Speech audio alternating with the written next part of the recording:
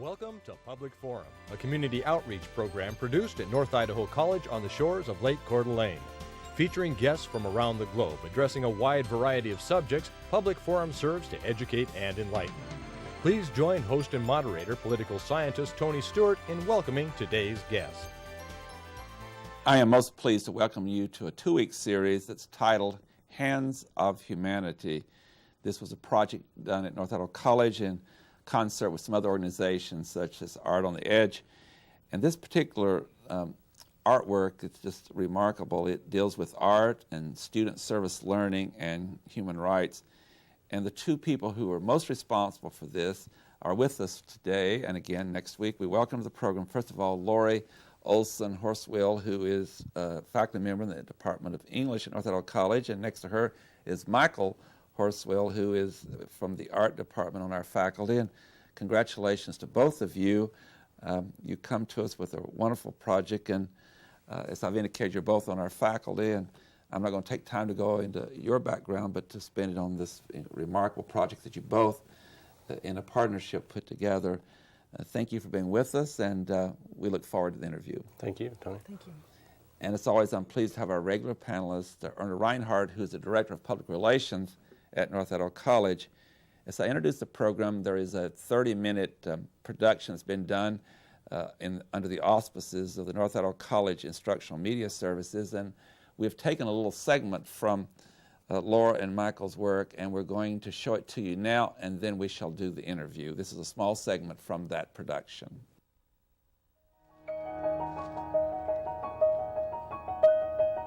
I think the realities of dealing with the arts and human rights really creates potential for expression.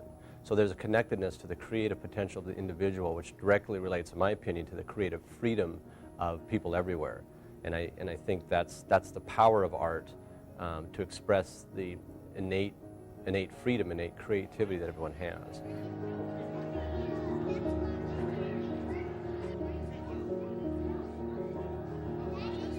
It was an organic process. It was, when you have, there's so many logistics involved with working with 30 college students and then Art on the Edge students, and then the complexities of dealing with the sculpture itself and acquiring the materials for that and bringing that all together in a short period of time is challenging. But that's art. Art's challenging. It's creative.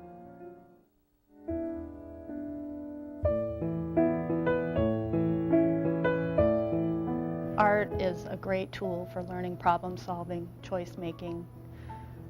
It's a great tool for developing a sense of self, and that is why we target the ages between 8 and 13, because that's the key time when kids are developing that sense about themselves. They are trying to figure out who they are and what they are, and it's a great time to give them the opportunity to access that inner stuff that they don't know how to express.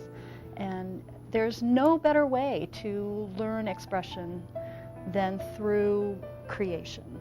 And then we have a book that's kind of open and it's kind of jagged, and then like on the pages it'll have different things like a frog for science and like a pencil and for math and social studies and stuff, and we'll just have like different little things. And then on top of the book we'll have a desk, and it'll have like a paper and like pencils and like school stuff on top of it. I think it's a good idea. It's gonna say like world cultures, so that gets that in there too. A hand like this holding a world. You're gonna have a road around it.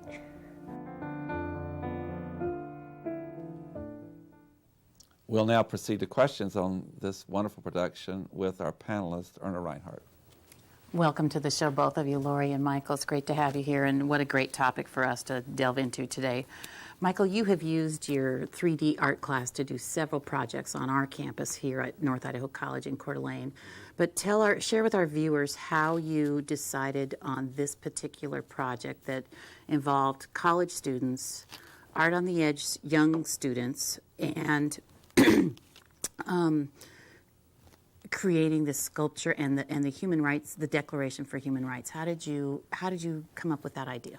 Well, it's kind of a collaboration with Lori. We've done several of these in the past. I did a collaboration with Art on the Edge several years ago, where we created a sculptural installation downstairs, and we wanted to revisit that idea of working with Art on the Edge, connecting my three-dimensional design students with Art on the Edge children because of the rich experience it creates for everybody. And so I've tried to integrate the Universal Declaration of Human Rights into my design classes, because I'm surprised at how few people even know about this document. I didn't know about it when going through high school. So I take the opportunity to try to give a chance to discuss that with my students, and then allow them to help instruct the children about what these Universal Declarations of Human Rights mean. And so it, through that, it sort of builds on the process that we try to use in three-dimensional design, and then taking that forward, so we have a collaboration. So it's kind of been built on that over a period of time, essentially. And it was, I think, coincidental that you had 30 students in your art class, and there are 30 declarations to the human rights document. So yes, I know. That was just lucky. Yeah, it was, knock on wood. I mean, it absolutely was. It was interesting, though, because not all of my students were able to schedule the time to go and meet with these Art on the Edge students, because we schedule our meetings with them on a Wednesday, and my classes meet on Tuesdays and Thursdays. So the students that couldn't do that were given, some of the articles are a little more difficult to contend with, the right to freedom from torture and cruelty, et cetera, things that weren't appropriate for children to work with. And so those students that couldn't go dealt with some of the more difficult aspects of the human rights. And then, then the other ones were able to go down and meet with them, and we teamed them up with the kids, and it was great fun. It was great fun.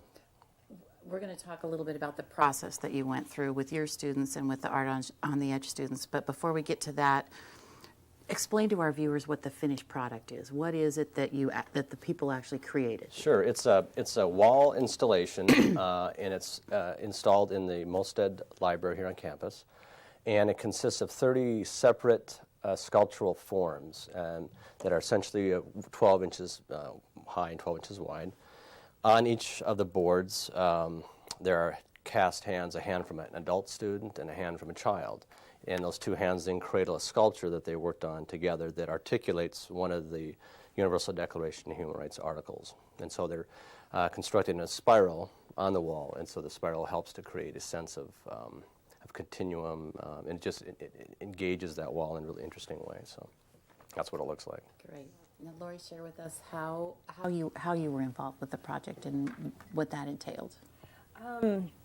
As Michael said, we often work together on these kinds of projects. I teach humanities and English, and so I'm always interested in the arts, whether it's visual arts, music, or literature. And we incorporate the Universal Declaration of Human Rights into all of our humanities classes on campus as well. So. And I do in my English 102 classes when we're talking about research and community issues.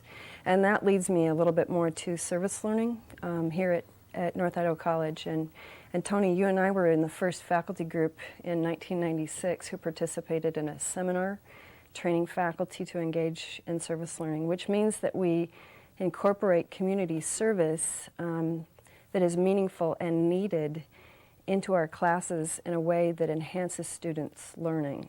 So whether it's my writing students going out into the community to research and write about community issues, or it's Michael's art students engaged in a community art project involving children from St. Vincent de Paul's homeless and transitional housing, as well as community kids from the local schools and homeschooling, it's all about real-life learning. So what I often do, I worked for a while as the faculty coordinator for service learning, and I'll help other faculty members to design creative ways to integrate community service into their classes. That's how we began, and now when we do something like this, I'm often the person on the phone talking to people like Allie Shute at Art on the Edge, or Kendall Lewis at Art on the Edge, other people involved, working with Jeff Crow and Juice Kennedy at the Instructional Media Services here on campus, and Kyle Kosart too, who are helping us to put this film together. And so it's just a wonderful collaboration of so many people. We also involved Tom Cooper, a friend of ours who's a musical composer, and it becomes this whole community effort of people putting it together. We wrote a grant together for the NIC Foundation as well, who helped us to provide supplies for for the sculpture. So, and we're really thankful for so many people who participate. Excellent. Ernest's questions were just so excellent, and I will build upon those. And Lori, I will start with you, and that is, there is, between you two, of course, you're both very key, and you've identified a lot of the other people that helped. That's what human rights is all about, is inclusion, partnership, collaboration. I'd like to, and our viewers got to see at the beginning, the work and the finished work when you were putting them up on the wall. Let me just start with the first question being, with you as spouses, and you have more time together and discuss it, and as this began to emerge, how did you intellectually discuss and talk about how you would take a remarkable document that most Americans have not read? In fact, a lot of Americans haven't even read the Constitution, which they should, of the United States, particularly to suggest the Bill of Rights. There are 30 articles in the Universal Declaration of Human Rights, and may I add a footnote to say that at the Human Rights Center in Coeur d'Alene, that great gentleman who's so generous brought in the great marble, a great car, and it's got the preamble up on the great marble as you enter that center. But my question is this: how did you two talk about how you would incorporate all 30 articles? And we said you had 30 students, and there's 30 different parts to display, but give our viewers a little more how you mash all that together and brought it to that process. It's not an easy process. There are a lot of dinner conversations about projects like this, and it's so alive. And we also know that by engaging students in service learning, it's going to open the doors to chaos, because it's not just contained within a classroom. So when you get out into the community, and here we have close to 50 people working in that Art on the Edge warehouse with all kinds of art materials and kids sticking their hands in plaster and all of that. It's creative, and it as but the you, art. But you had in your mind a design and what that would look like coming out of that chaos. Right. Part of it is intellectually talking about the vision for it. The spiral shape came later, actually, after we began. Also, some of the successful projects from the past. So Michael had worked with Casting Hands before in a sculpture class, and that piece came back as, oh, that was a neat way of engaging students, and also then of talking about hands holding on to one another or some sort of a symbol of community. And a lot of our intellectual discussions are about symbolism. When we talk about those 30 articles of the Declaration, they're so abstract, and how to make them concrete in a visual way is something that's hard to imagine, but it evolves out of conversations. And then other people get involved, like Kendall Lewis said, let's not just have one hand on the sculpture, let's have two, one that's an adult's and one that's a child's. She is an artist who is the program coordinator for Art on the Edge, pitched in all kinds of those and ideas. And you even had the music written for this. Well, Tom Cooper generously donated his music from his Images CD, which are all about Idaho themes, including salmon running. And he has said that he would love to compose more music that's related to any sort of art projects like this. So it's all, yes, about freedom of expression and the intellectual engagement of the life of a culture in a community, and I think that's even Articles 17 and 24, I think. Yeah, I'm rarely speechless, and it's almost one of those times. It is remarkable. It's a remarkable story. My other question before I go back to Ernest, Michael, is as I watched your production in its finished form, and I was so impressed with college students working with these young people. I believe they were about, what, the children were like 8 to 12 or 14? Yeah. And the power that comes out of that teaching. But what I want to ask you is, as I was listening to your final production, I was surprised how powerful the small children were in understanding what they had done. Will you share with our viewers what particularly the 18 to 12, or that group, rather than the college students, although the college students got a great amount too, what did they get out of this? What interested you so much in the powerful comments they made at the end of the production? Well, I think one of the things that the children get out of it is a mentoring relationship to begin with. I think it gives them an example that they can follow as they grow up, working with college kids, working with college students, and then working on something that seems to have a pretty deep meaning. It's pretty obvious to them that what we're contending with here when we're looking at these articles are some pretty serious concepts.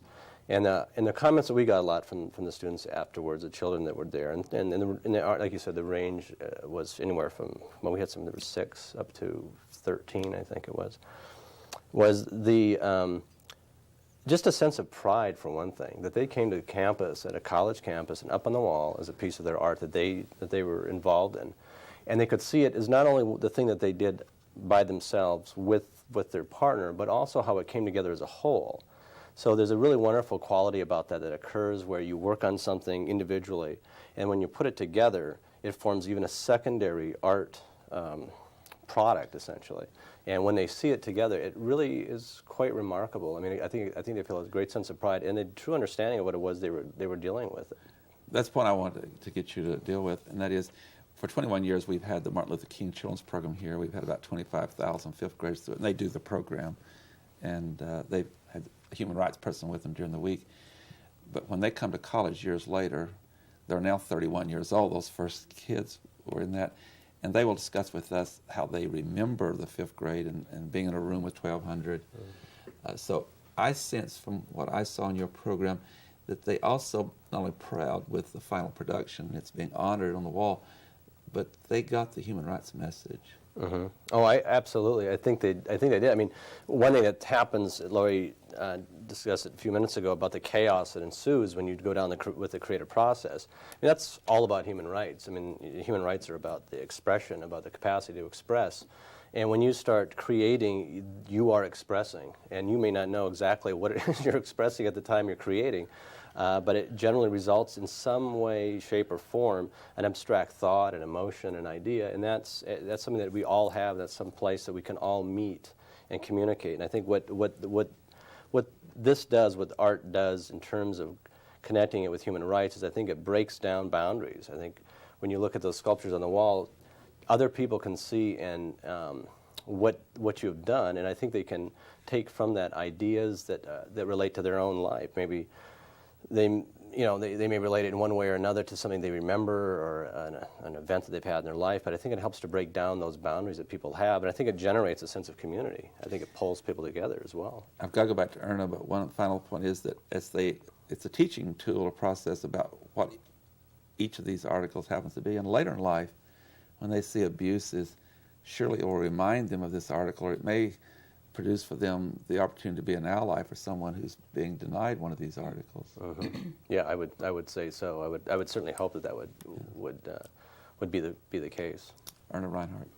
Michael, I want to go back a little bit to the process so that our viewers have a better understanding of how we got to the sculpture, the finished piece. Sure. Share with us what that creative process was like between having an adult involved and a young person working on such a complex issue, but talk about a little bit about the creative process and how that team of people got to their finished product. Sure. We originally started by just having my students determine which one of the articles they wanted to work with. Like I said, it broke them up according to the ones that could go to Art on the Edge and those who couldn't.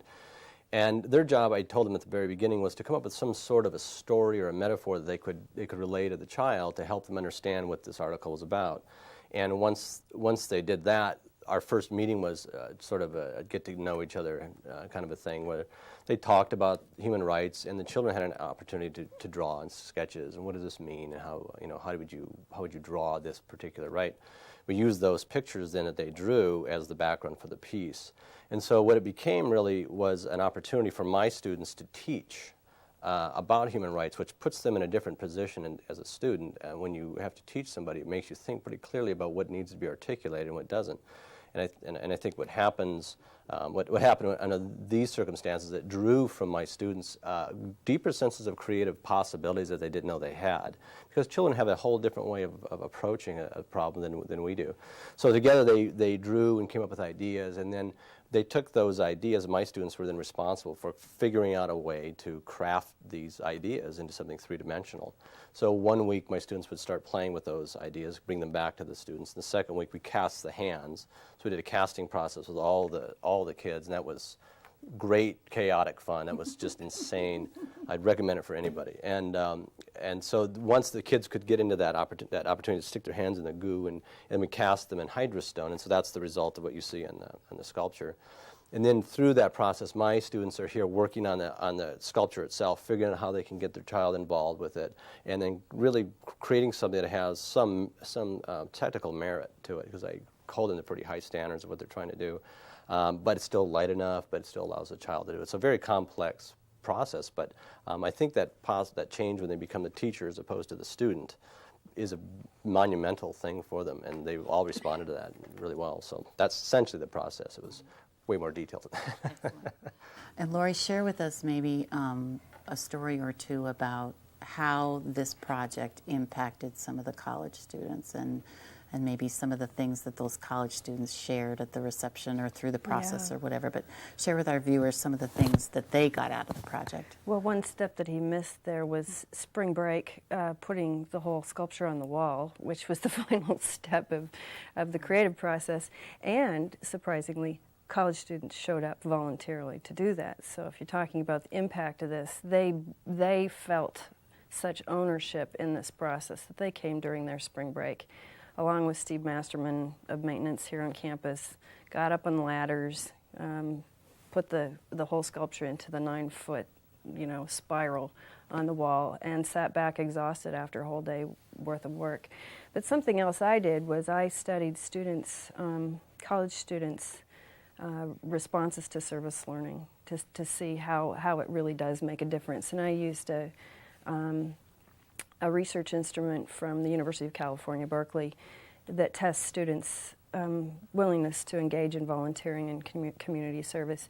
And at the end of this, the students who participated, and there were 2/3 of the students found the time, which is wonderful, all of them reported that they felt more likely to choose careers that contribute to society or that make a difference in other people's lives. They said that they were more concerned about local community issues, and they said that they felt more strongly about making a positive impact on local problems. So that's pretty convincing that participation in service learning can actually predict that they're going to become more engaged citizens over the course of their lives. They saw what a difference they made as mentors in the lives of these little kids, and saw that art can communicate those kinds of meaningful messages to a public that's interested in what they have to say. Excellent. One thing I've experienced in some other areas of our work is that when students at a certain age, pre-college, the people that seem to impress them the most are college students. They really look up to them, and someday I'll be a college student. Did you find that, Michael, as assistants, that all of you were working in it, but when you paired up one of these young children with a college student, that there was a good chemistry there, a good communication? Yeah, I did. I think that our initial meeting was a little bit challenging because they had never met each other before. We're dealing with a pretty complex series of ideas here. And so I think what was really great about this is the process of drawing breaks down that boundary between them. It gives them something both to focus on and talk about, and let's draw together, and it creates this relationship that didn't exist before. And it's a pretty immediate relationship when you start drawing together, strangely enough. And so I think that sense of camaraderie built really rather quickly. And I think not only do I think the children had a real sense of connectedness to the college student, but I think that the college student felt a deep connection and responsibility to that child. And all my students showed up. They weren't late. They really felt committed to those kids, making sure they're there. So it was pretty profound, really, the connection there. You indicated that some of these are really pull at your heartstrings, dealing with such problems as torture and others. I believe I heard you say that there were a few topics here that you felt the children would not be designing. So how many of the 30 articles were children involved in, or were there a few articles that the college students did without the kids involved? I think it was 7. Was it? 19 students. College students, 19 college students participated in working with child partners.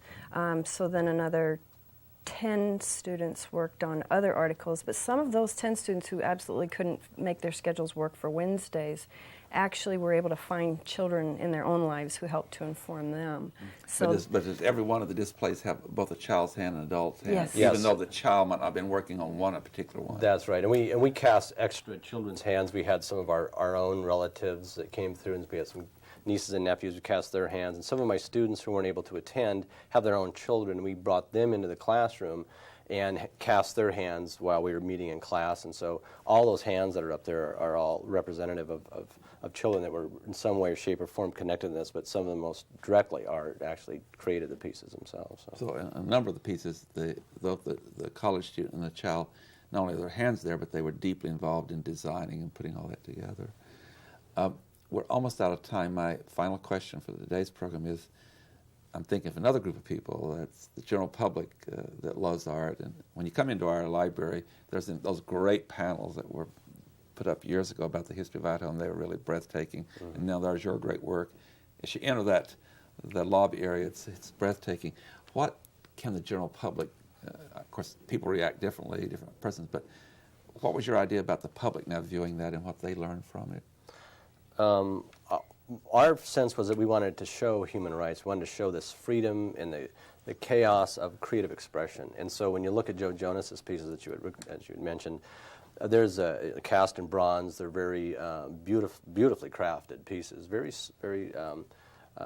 stoic in a way. And what we wanted was a live engagement, elements that create something that's really kind of interesting to look at and shows the creative process and all of its chaos. So that's what we were hoping to create, is sort of a connection between the two, but also differentiate those two different creative processes. There's one thing happens on this program: the clock wins every time. And we're out of time, but the great news to our viewers is that you'll be back next week. We have a lot more we want to talk about concerning this remarkable project, and we also want to show all the 30 articles on the next program and how that design has worked. You both have been wonderful, and you've been so articulate, and we appreciate so much you being here and sharing with us this remarkable project that will live on, and we shall continue that again next week. Thank you both. Thank you. Ladies and gentlemen, please be with us again next week at this same time. We will continue our discussion of this remarkable project called Hands of Humanity that was produced with all these young people, and it's housed at North Idaho College. Hope you'll come and see it at some time. But again, we'll discuss this with you next week as we continue part 2. Until then, please have a good week. I am Tony Stewart. Recorded on the campus of North Idaho College, Public Forum is the longest-running in-house college production on PBS. Each episode is pre-recorded live and is an educational outreach from North Idaho College. Please join us at this same time next week for another edition of Public Forum on this public television station.